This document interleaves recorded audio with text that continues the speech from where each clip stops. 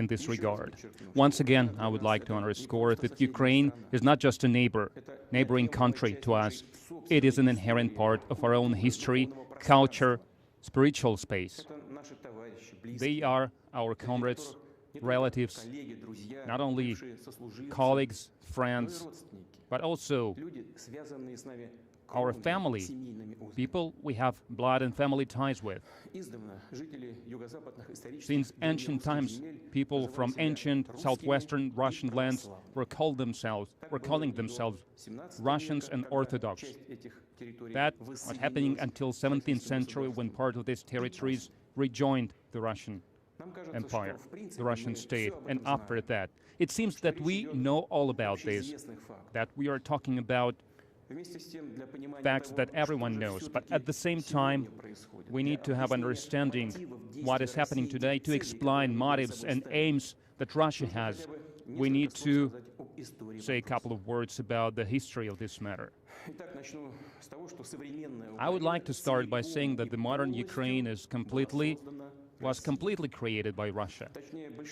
To be more exact, by Bolshevik communist Russia. This process has started almost immediately after the 1917 revolution. And Lenin and his supporters did it in a rough way. If we talk about Russia, they were alienating parts of historical territories of Russia. And millions of people who lived there, obviously no one asked anything. Then before the Great Patriotic War and after it, Stalin added to the USSR and handed over to Ukraine some lands that belonged to Poland and Hungary. And as a compensation, Stalin gave some ancient German lands to Poland. And in the 1960s, Khrushchev decided to take Crimea away from Russia and also gave it to Ukraine. That's how the territory of the Soviet Ukraine was formed. But now I would like to draw your attention to the initial stages of the establishment of the USSR. I think it's of utmost importance for us because we have to start from afar. I would like to remind you that after the October Revolution of 1917 and the civil war that followed, Bolsheviks started building a new state. And they had some differences among them. Stalin, who in 1922 was at the same time Secretary General of the Soviet Communist Party and People Commissar on the matters of ethnicities, decided to build the country on the principles of autonomy, thus giving to the republics, to the future administrative units, wide authority when they were supposed to join the state. Lenin criticized this plan, and he suggested to make concessions to the nationalists, the way he called them back then advocates of independence. Basically, that was the idea about creating a confederation and give the right to every nation for self-determination. That was the basis of the Soviet state. First, in 1922, it was enshrined in the Declaration on the Establishment of the Soviet Union, and then, after the death of Lenin, it was also enshrined in the Constitution of the USSR of 1924. And right away, here we have a lot of questions. It raises a lot of questions, and first of them, and the main question, why were they making all kinds of concessions to the nationalists at the outskirts of the former empire, to give to the administrative units that were haphazardly formed huge territories, oftentimes that had nothing to do with them, and they were giving these territories with the population of historic Russia, and these administrative units were given status and shape of the state entities. And once again, this begs a question: why did they have to do such generous gifts even the most blatant nationalists couldn't dream of, and at the same time give the Republic a right to withdraw from the new state without any preconditions? At first glance, it doesn't seem clear. It seems like madness, but only at first glance, because there is an explanation. After the revolution, the main goal Bolsheviks had was to keep power, to stay at power at any cost. And for this, they went to any length to sign humiliating conditions of the Brest truce when the Kaiser's Germany were in the dire economic situation and the outcome of the World War I was already almost decided. And by giving any concessions to the nationalists inside the country, from the point of view of the historic destiny of Russia and its people, Lenin's principles of building the state weren't a mere mistake. That was much worse than a mere mistake. After the collapse of the Soviet Union in 1991, this has become absolutely obvious. Of course, what happened in the past cannot be changed, but at least we have to talk about it in an honest and direct way, without any political agenda, without giving any political color to it. I can only add that the ideas of the current political realities, no matter how beneficial they might seem currently, under no circumstances cannot and should not be a basis of the building a state. I'm not blaming anyone, accusing anyone of anything. The situation in the country back then and after the Civil War and before the Civil War was incredibly difficult, was critical. And now I only can say that that's how it happened. That's a fact, that's a historical fact. And as a result of Bolsheviks' policy, the Soviet Ukraine was created. And we have every reason to say now that it's Ukraine created by Vladimir Lenin.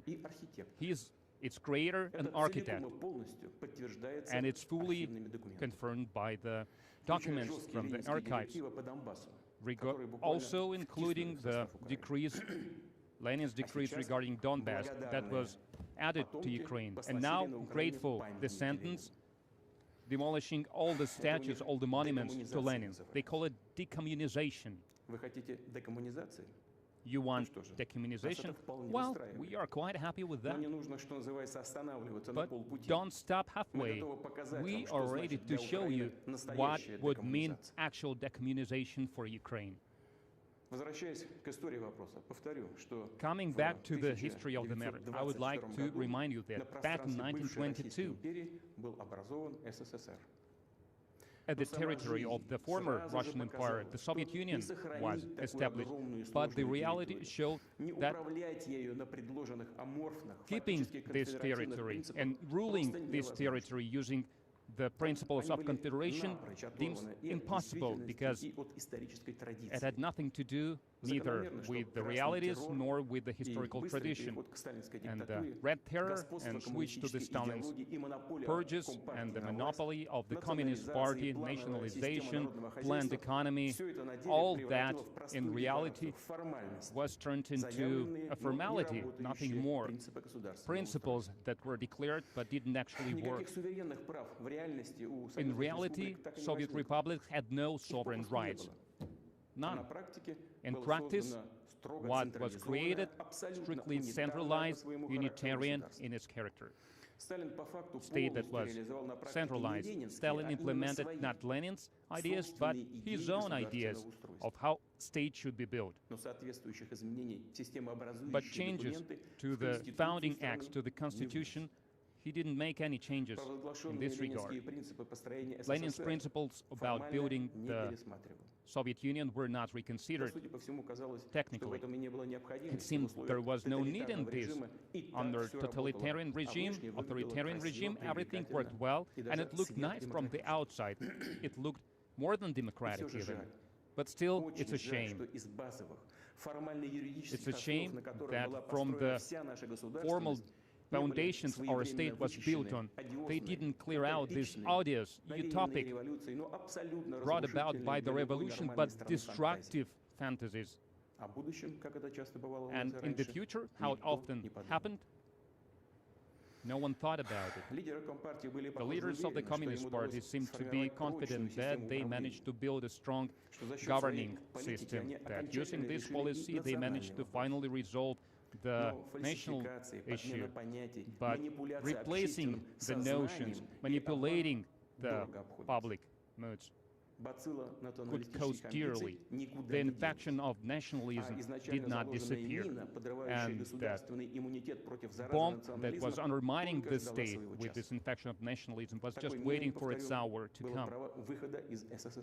Because once again, any republic had the right to withdraw from the USSR.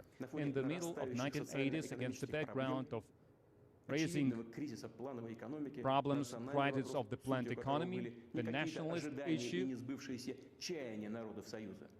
that was caused not by some ideas of the Soviet peoples, but by growing appetites of the current leaders, was escalated. But the USSR leadership, instead of analyzing the situation and making thoughtful decisions in the economy and in the political system, in the governing system, they were only talking about restoring Lenin's principles about national self-determination. More than that, inside the Communist Party there was a struggle for power, and each side, wanting to expand its support, started to encourage this nationalism. They were trying to play with it. They were promising anything to this nationalism.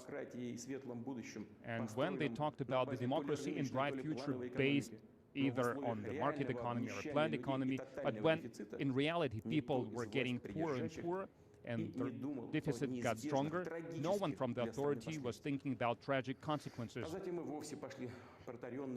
And then they went down well-trodden path of satisfying the ambitions of nationalist elites that were raised inside the party.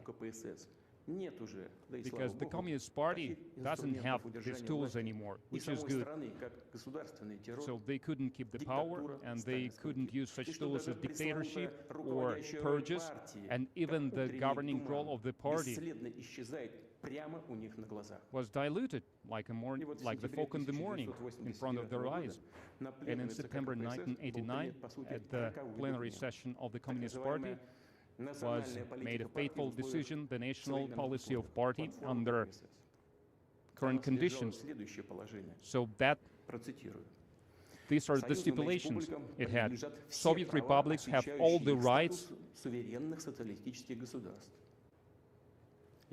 to exercise their status of the sovereign Soviet republics, and the highest governing bodies can stop any decrees and any laws of the Soviet government in their territories. And finally, every Soviet republic has its citizenship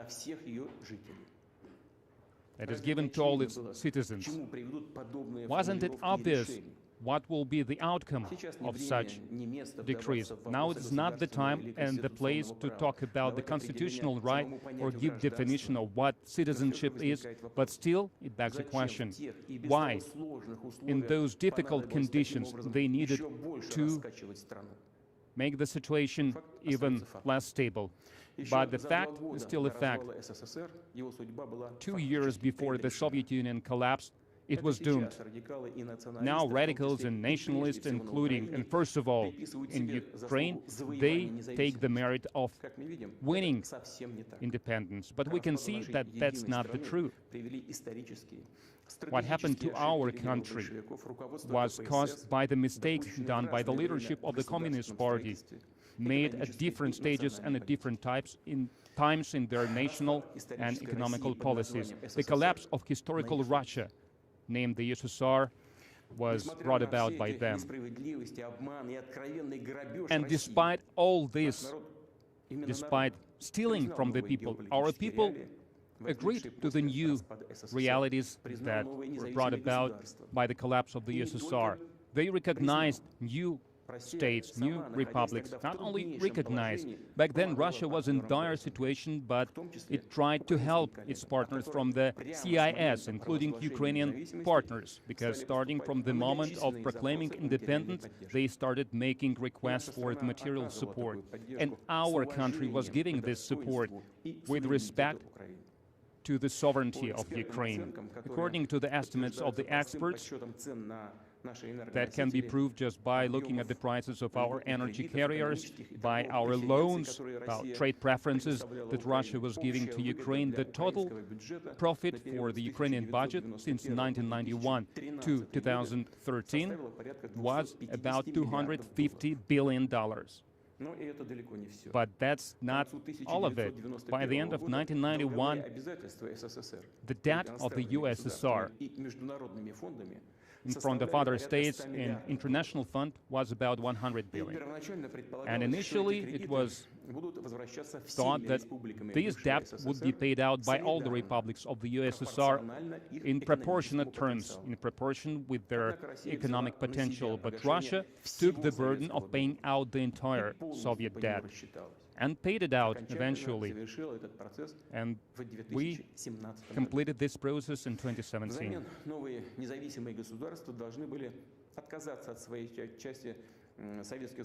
And the other Soviet republics had to renounce from the Soviet assets, and this such agreement was signed in late 1994 with Ukraine, but Kiev didn't ratify this agreement, and later they refused to implement it.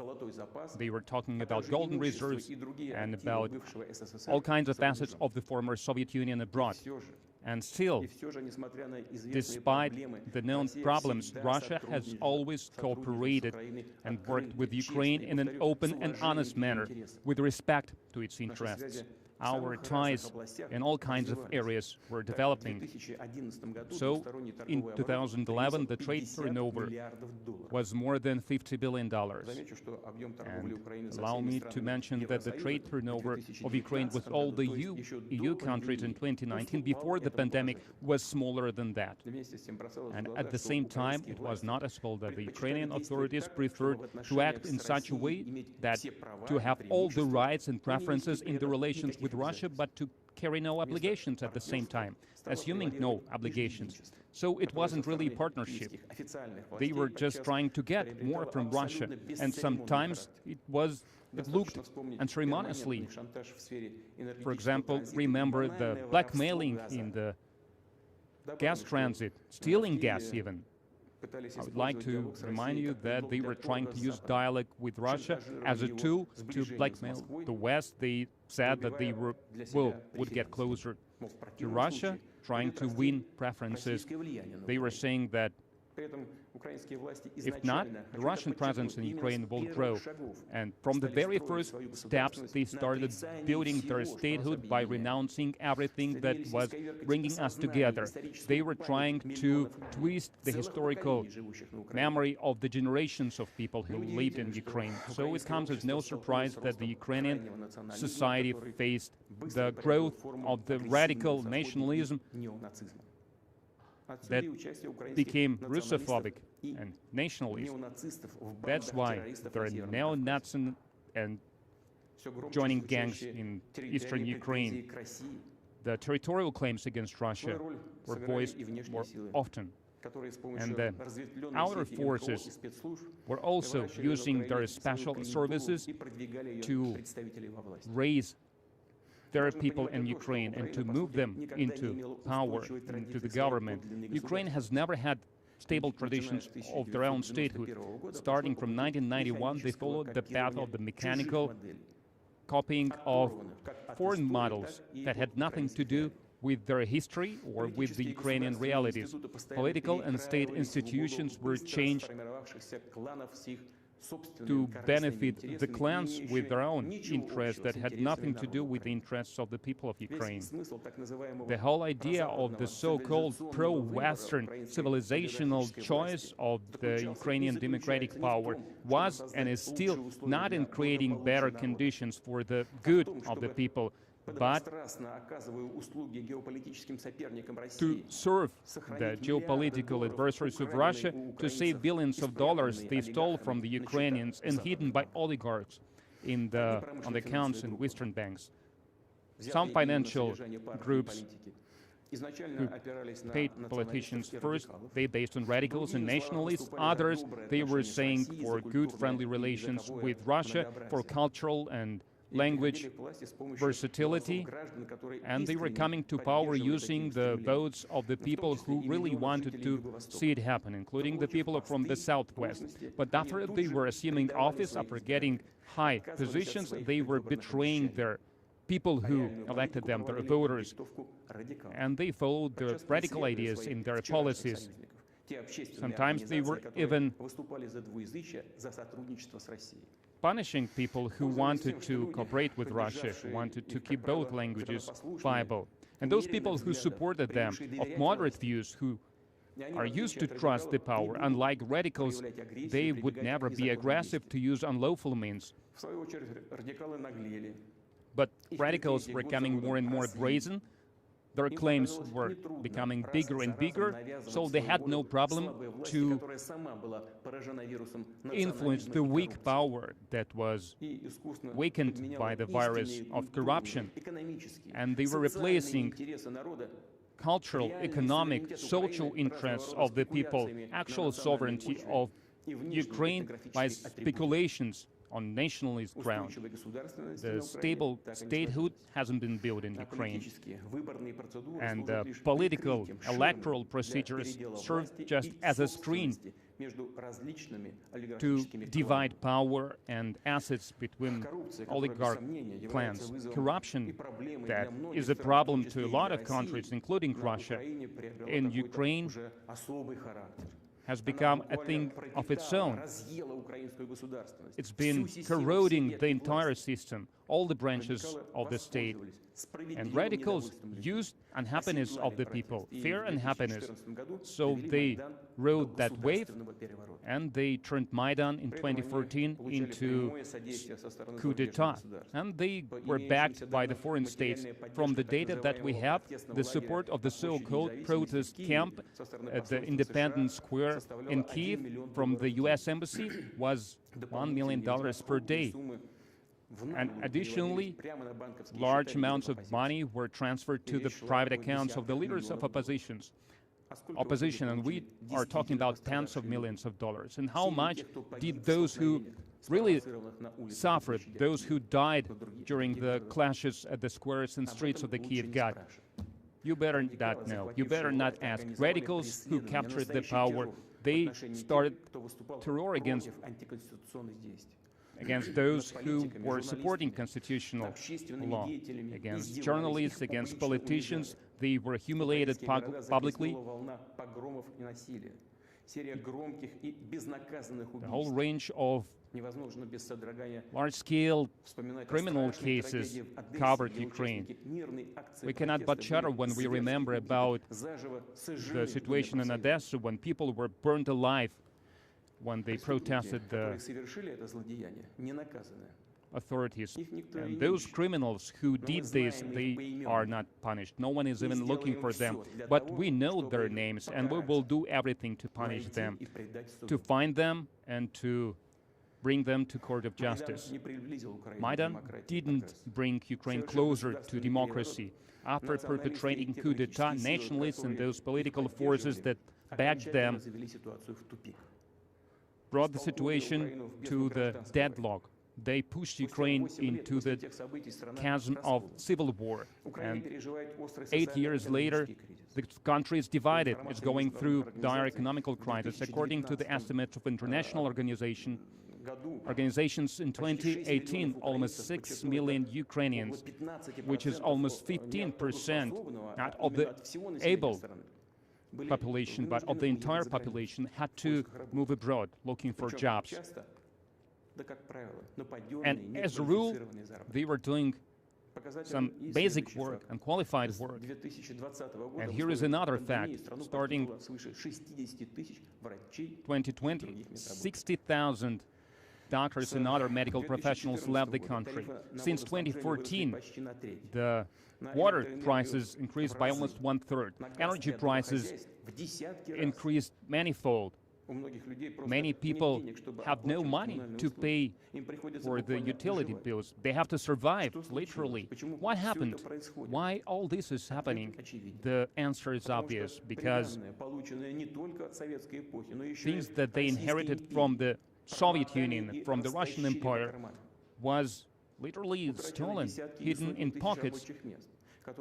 Hundreds of jobs were lost that were giving stable income to the people with the participation of the Russian Federation. Such areas as machine engineering, power industry, plane aircraft manufacturing. They are either in crisis or destroyed. And the entire Soviet Union used to be proud of these industries. In 2021, the shipbuilding factory in Nikolaev was closed.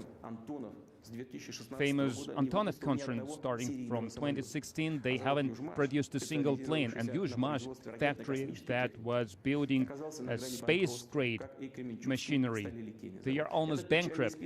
Same like the Kremenchuk steel factory.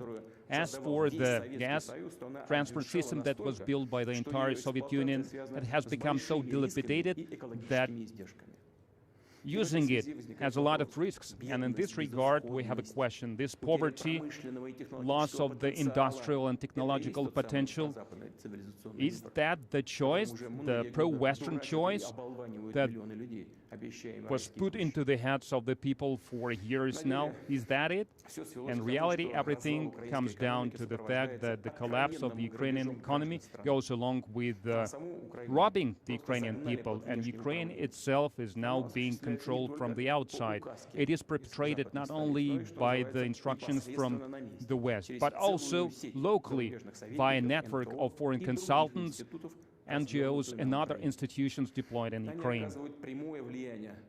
They have direct influence on all the important decisions at all the levels of government, from the central down to the municipal. It influences the main state corporations, Ukrainian railways, energy complex, Ukrainian post, administration of the seaports of Ukraine. And Ukraine doesn't have independent court system anymore. The Kiev authorities gave the preferential right to choose the members of the supreme legislation court bodies. And via its embassy in the US, the embassy of the US directly controls the National Agency on Preventing Corruption, National Anti-Corruption Bureau, Specialized Anti-Corruption District Attorney Office, and Anti-Corruption Court. It's all done under the pretense to increase the efficiency of fighting corruption. Well, okay then, but where are the results? Because corruption is still there. It's even worse than it was. Do Ukrainians know about these choices? Do they understand that their country has become not even a protectorate, now it's a colony with puppets at its helm? The privatization of the state has led to the fact that the authorities that call themselves the authorities of patriots doesn't have interest of the nation, but otherwise they continue to assimilate Russian speakers by force. They are adopting more and more discriminatory decrees. Now they have a law on the native nations, those people who deem themselves Russian. They are let know that they do not belong in Ukraine. According to the laws on education and on Ukrainian language as a state language, Russian language is being thrown away from schools, from all public spaces, including shops. The so-called lustration law, cleansing of the power, allowed them to chase away public servants that they don't like. They adopt decrees that allow law enforcement to suppress the freedom of choice, the freedom of speech. We know the sad practice of unilateral illegitimate sanctions about other states, about the foreign individuals and legal entities. In Ukraine, they went even further than their Western partners. They came up with such an instrument as sanctions against their own citizens, entities, media outlets, even parliament members. In Kyiv, they are preparing decrees against the Russian Orthodox Church. And that's not an emotional estimate. We have certain documents. We have decisions that is talking about this. The split in church in Kyiv, they cynically turned into an instrument of national policy. The current leadership of the country does not react to the requests of the people to cancel the laws that undermine the rights of the believers. And now they have new laws adopted against the Ukrainian Orthodox Church. And I would like to talk separately about Crimea. Population of the Crimea Peninsula made their choice to be with Russia. Ukrainian authorities have nothing to say against this. That's why they placed their bets on aggression.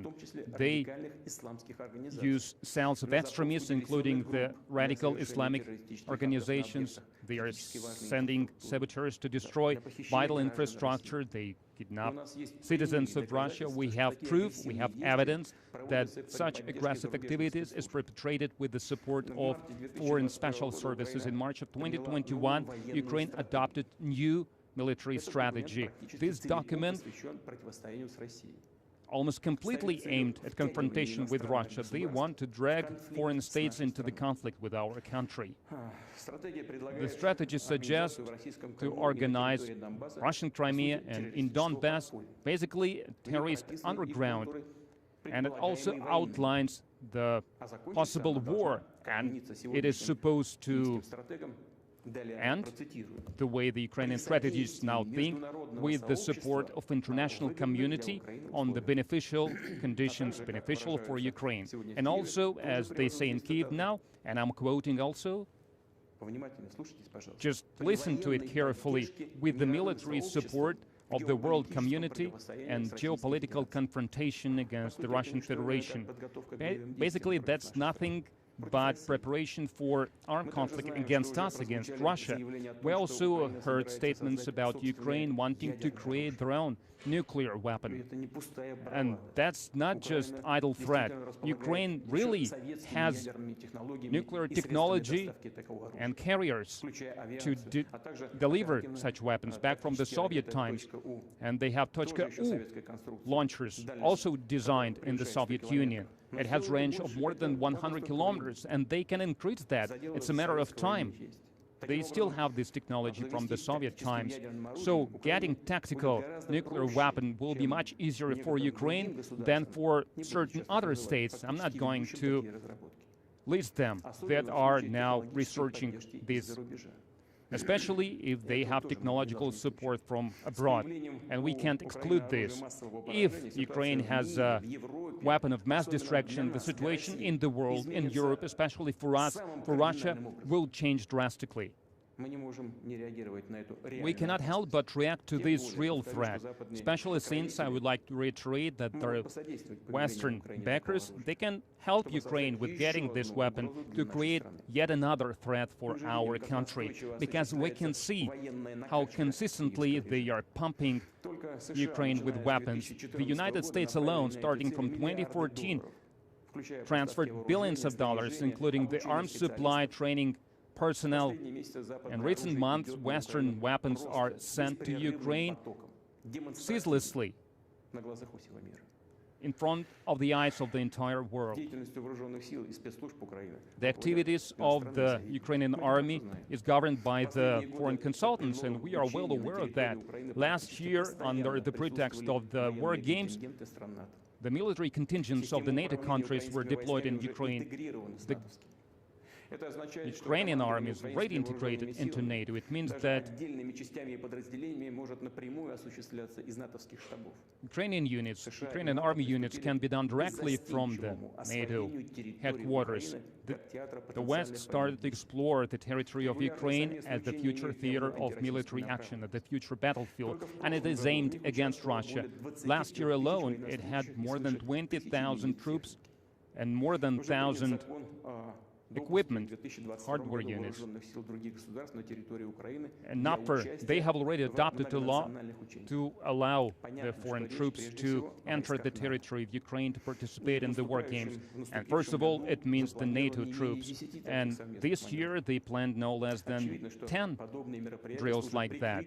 And it serves as a cover to increase the NATO contingent in Ukraine, especially since the network of airfields, Borispol, Ivano-Frankivsk, Chuguyev, Odessa, and so on, it can be used to deploy troops in shortest terms. The airspace for Ukraine is open for reconnaissance and strategic planes of NATO, unmanned drones that are used to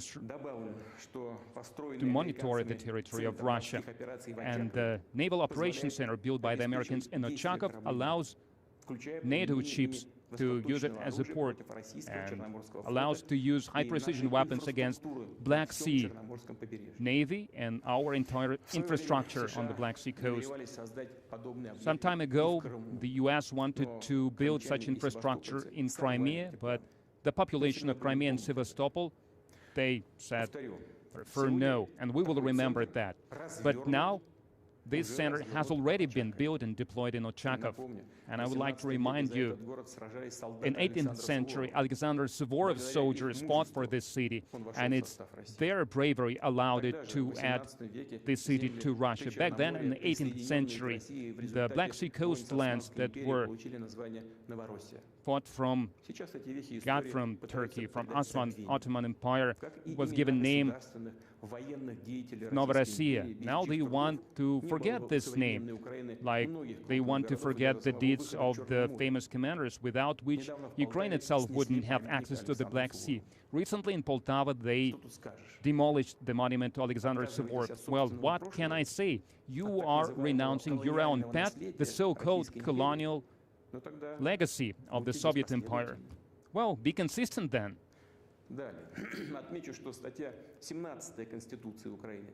Article 17 of the Constitution of Ukraine doesn't allow military bases of foreign states to be deployed in their territory, but it seems that it can be bypassed. They have deployed training missions of the NATO countries in Ukraine. Basically, that's a military base already. They just call it a mission, and it's done. In Kyiv, they have long declared strategic aim at joining NATO. Yes, obviously, every country has the right to choose their own alliances, to sign military agreements. That's true, but there is one.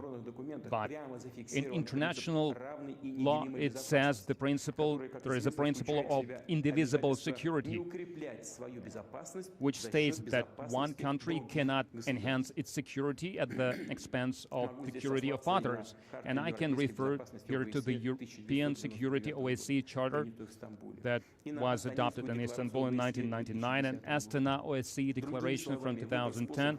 In other words, choosing means to enhance one's security should not create any threats for other states, and if Ukraine was to join NATO, would serve as a direct threat to the security of Russia.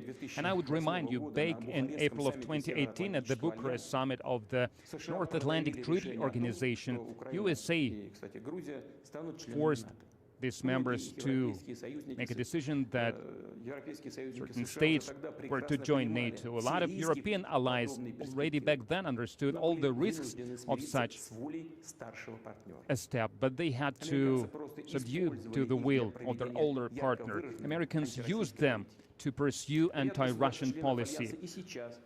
Some NATO members still skeptical about Ukraine joining NATO, and from some European capitals we get a signal. They are saying, so what are you worrying about? It's not going to happen tomorrow. And our American counterparts are saying the same. We say, okay, it is not going to happen tomorrow, but the day after tomorrow then. What will it change in historical context? Nothing. More than that, we know the stance and the statements of the US leadership about the active confrontation, military actions in the east of Ukraine would not stop Ukraine to join NATO if it will correspond to the criteria of the NATO Charter and if they can overcome corruption. And they try to convince us that NATO is a peaceful and defensive bloc, so there is no threat for Russia. And they, again, suggest we believe their words, but we already know the value of such words. Back in 1990, when we talked about uniting Germany, the USA promised to the Soviet leadership that neither jurisdiction nor military presence would not move an inch to the east, and unification of Germany would not lead to the eastward expansion of NATO. And I'm quoting here. So they were saying all these things, they were giving us assurances, but these were just words later. They started saying that Central European and Eastern European countries joining NATO will improve their relations with Moscow, will rid these countries from the fears of their difficult historical legacy, and more than that, it will allow them to create this belt of the friendly nations. But it was the other way around. These states are now bringing their stereotypes, their complexes of the Russian threat to NATO. They insisted on increasing potential of collective security that was supposed to be deployed against Russia, first of all. And it was happening back in the 1990s and early 2000s, when, because of the openness and goodwill, our goodwill, relations between Russia and the West were at high level. Russia fulfilled all its obligations. We withdrew troops from Germany, from the Central and Eastern European countries, and it made a huge contribution in overcoming the legacy of the Cold War. We consistently suggested all kinds of cooperation, including in the format of the Russian NATO Council and OSCE. More than that, I will say one thing that I have never said before in public. I will say it for the first time. Back in 2000, when President Bill Clinton was visiting Moscow at the end of his term, I asked him, how would America see Russia joining NATO? I would not give you all the details of that conversation, but the reaction to my conversation looked, well, very reserved, let me put it this way. And how did Americans really look at this possibility? You can see it in their practical steps in regard of our country. Open support of the terrorists in North Caucasus, ignoring our demands and our concerns in the security area, withdrawing from the treaties, arms treaties, and so on and so forth. It still begs the question, why? Why did they do that? What for? Okay, you don't want to see a friend in us, an ally in us, but why do you want to make an enemy out of us? The only answer that we got was, it's not about our political regime or anything else, it's just they don't need such a big and independent country as Russia. So that's the answer to all the questions. That's the source of traditional American policy they pursue in the Russian track. That's why they react like this to all our proposals about security. You only need to look at the map to see how did the Western countries keep their word about non-expansion of NATO eastwards. They just lied to us. We had 5 waves of NATO expansion. In 1999, Poland, Czech Republic, Hungary were joined NATO in 2004, Bulgaria, Estonia, Lithuania, Slovakia, Romania, and Slovenia in 2009, Albania and Croatia in 2017, Montenegro, and 2020, North Macedonia. As a result, the alliance's military infrastructure is drawn really close to the borders of Russia. That's one of the reasons, of the key reasons of the security crisis. It affected the entire system of international relations. The mutual trust was lost. The situation continues to get worse in strategic area as well. In Romania and in Poland, as part of the US project, they deploy anti-missile defensive systems. We all know that the launchers deployed there can be used for cruise missiles Tomahawk. That is a strike weapon, strike system. And USA is also developing Standard 6 missile. It can not only be used as an anti-missile defensive tool, it can strike at targets on land and on the sea. So they are expanding their infrastructure and they get new offensive capabilities. From the information that we get, we have every reason to believe that further deploying the sites, the facilities of North Atlantic Treaty Organization, this decision has already been made. That's just a matter of time. We understand clearly that under this scenario, the level of military threat for Russia will be increased manifold. I would like to draw your attention once again that there will be a bigger threat of immediate attack against our country. In American strategic documents, their doctrine, there is such a possibility of preventive work against the missile complexes of the adversary. And who is the main adversary of the United States? We all know that, Russia. In NATO documents, our country is officially, directly called a main threat to the North Atlantic security. And Ukraine will serve as the platform for such an offense. If our ancestors heard about that, they would probably thought that it's impossible. We don't want to believe that either, but that's how it is now. I want people from Russia and Ukraine to understand that. Many Ukrainian airfields are positioned close to our borders, and strategic NATO airplanes using high-precision weapons can strike targets in Volgograd, Samar, and Kazan and Astrakhan. Using reconnaissance tool will allow NATO to control the airspace of Russia up until the Urals.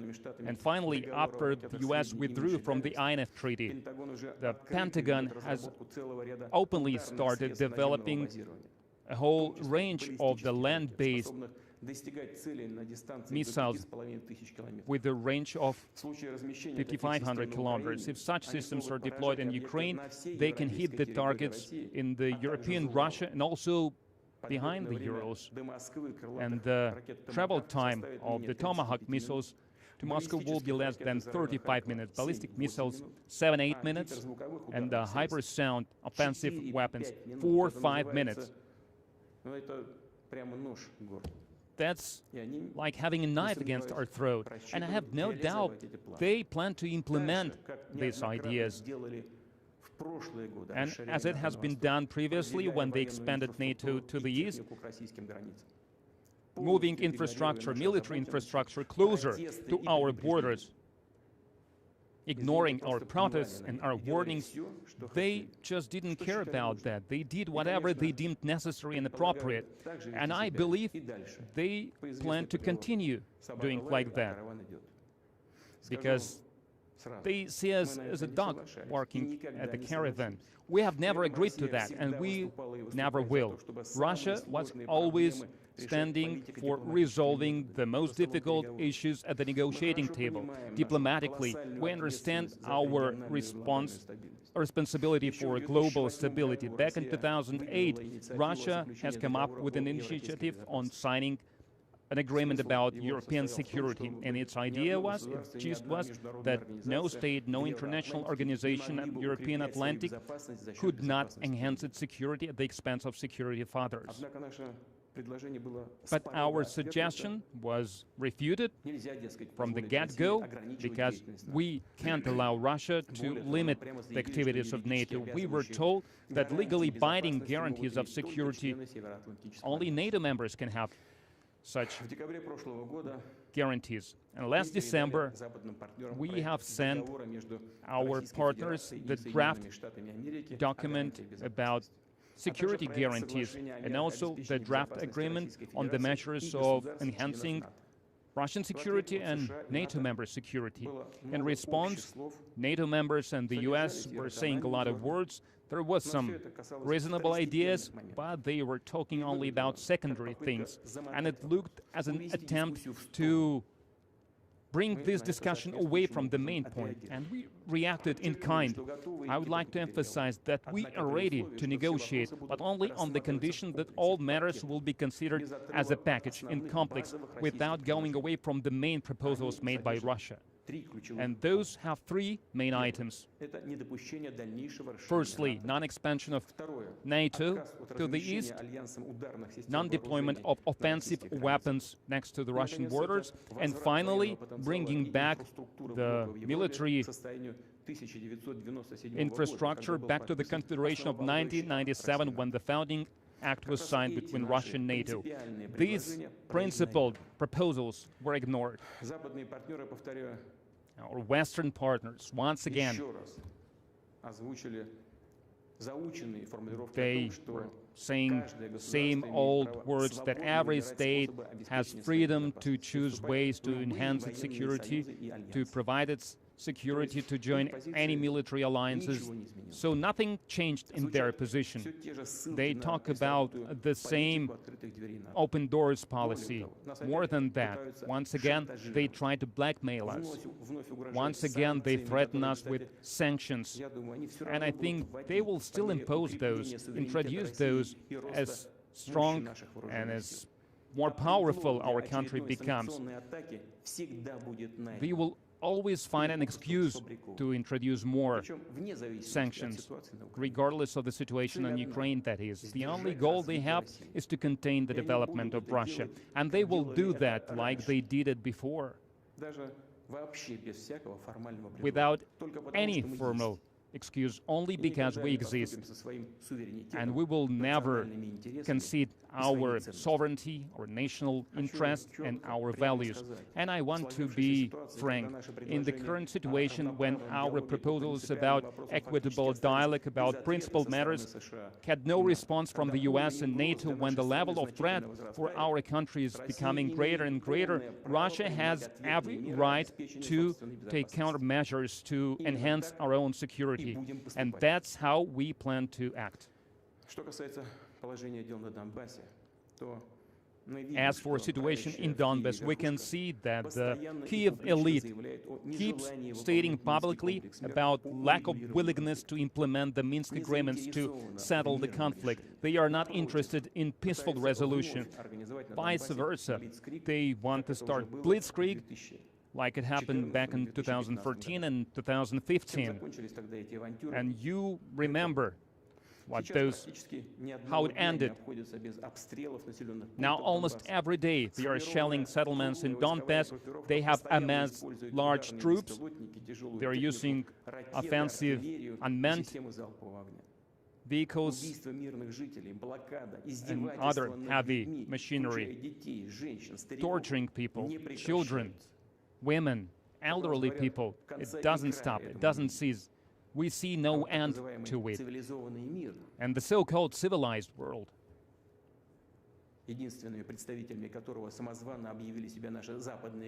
and our Western colleagues proclaim themselves as the only representatives of this free world. They prefer not to notice this, as if there is nothing like this happening. There is no genocide perpetuated against 14 million people. And the only reason is that these people didn't want to back the coup d'etat in 2014. They stood against the nationalist movement, the movement towards nationalism,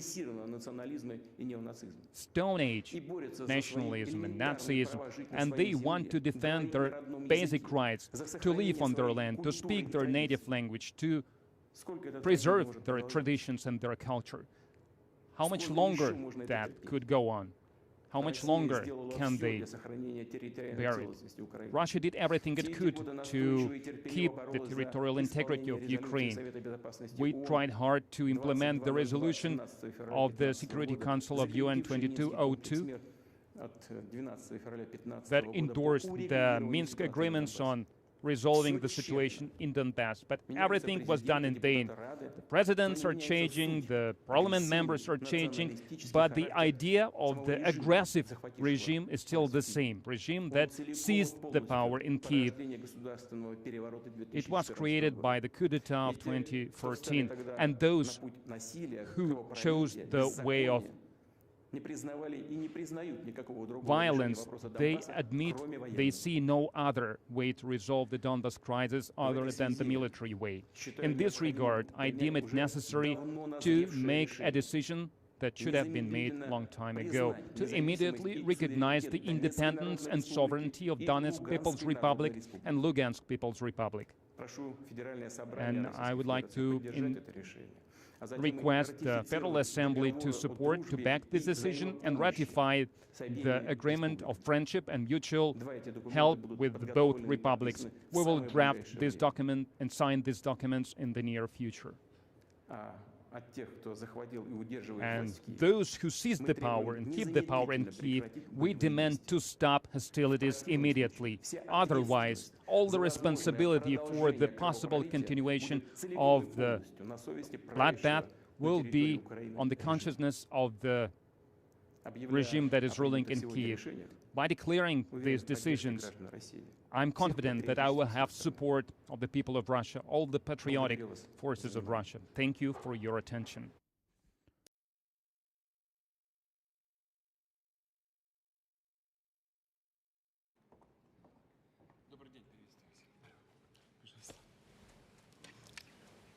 Начинается церемония подписания документов. We start the ceremony of signing the documents. President of the Russian Federation, Vladimir Putin, is signing the executive decree on recognition of the Donetsk People's Republic. President of the Russian Federation, Mr. Vladimir Putin, signing the executive decree on recognition of the Lugansk People's Republic.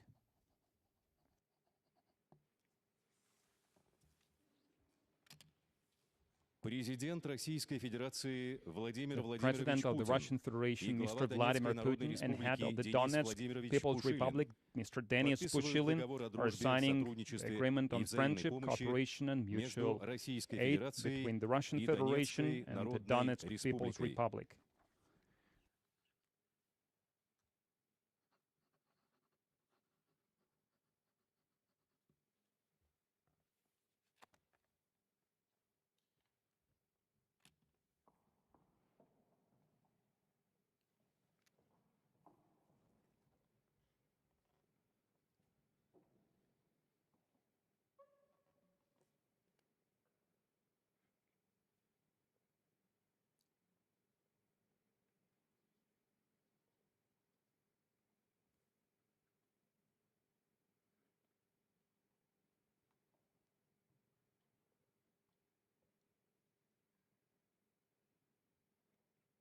The President of the Russian Federation, Mr. Vladimir Putin, and the head of the Lugansk People's Republic, Leonid Pasechnik, are signing an agreement on the friendship, cooperation, and mutual aid between the Russian Federation and the Lugansk People's Republic.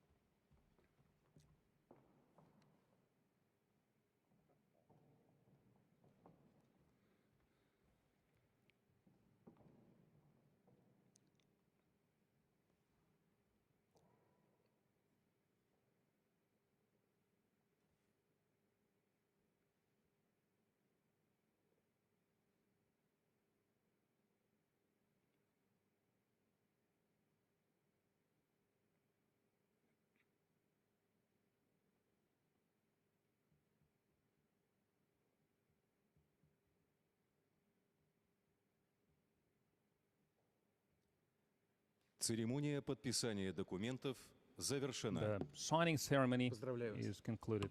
Congratulations.